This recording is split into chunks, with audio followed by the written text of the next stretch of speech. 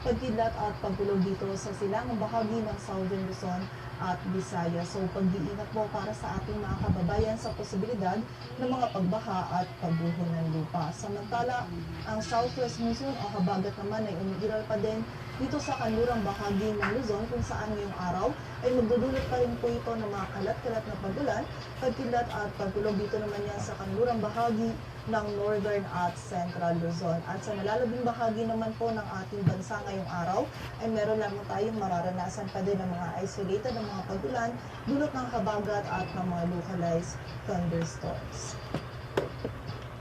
At para nga sa magiging lagay ng panahon ngayong araw ng Linggo, maulap na kalangitan at mga kalat-kalat na pagulan, pagkidlat at pagkulog pa rin ng mararanasan dito sa Ilocos Region, maging sa bahagi din ng Zambales at Bataan, dulot po yan ng habagat. Samantala, dulot naman ng low pressure area ay meron din tayong mararanasan na maulap na kalangitan at mga kalat-kalat na pagulan, dito naman sa Bicol Region, maging sa bahagi din ng Quezon. So pag-iingat po para sa ating mga kababayan sa posibilidad ng mga pagbaha at pagguho ng lupa. Samantala, dito naman sa Metro Manila maging sa nalalabing bahagi pa ng Luzon ay meron namang tayong mararanasan pa rin ng mga isolated o yung mga biglaan at mga panandaliang pagulan, pagkidlat at pagkulog lalong-lalo na yan sa hapon at gabi, dulot ng habagat at ng mga localized thunderstorms.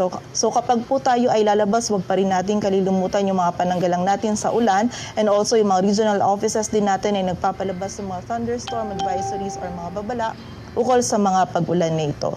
Agwat ang temperatura sa Metro Manila ay mula 26 to 32 degrees Celsius. Samantala sa bahagi naman ng Visayas at Mindanao, maging sa bahagi din ng Palawan, dito po sa may area ng Eastern Visayas ngayong araw, makakaranas din po tayo ng mataas na tsansa ng mga pag-ulan, pagkidlat at pagkulog, dulot pa rin yan ng LPA. So muli po, pag-iingat sa mga kababayan natin dyan sa posibilidad ng mga pagbaha at pagguho ng lupa. Samantala sa nalalabing bahagi naman ng Visayas, maging dito sa bahagi ng Palawan at buong bahagi ng Mindanao ay magiging bahagyang maulap hanggang sa maulap yung ating kalangitan.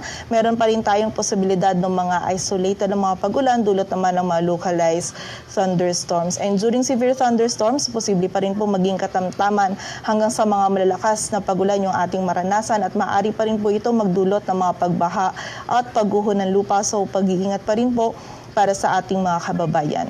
Agwat ang temperatura sa Cebu ay mula 25 to 31 degrees Celsius at sa Davao naman ay 25 to 32 degrees Celsius.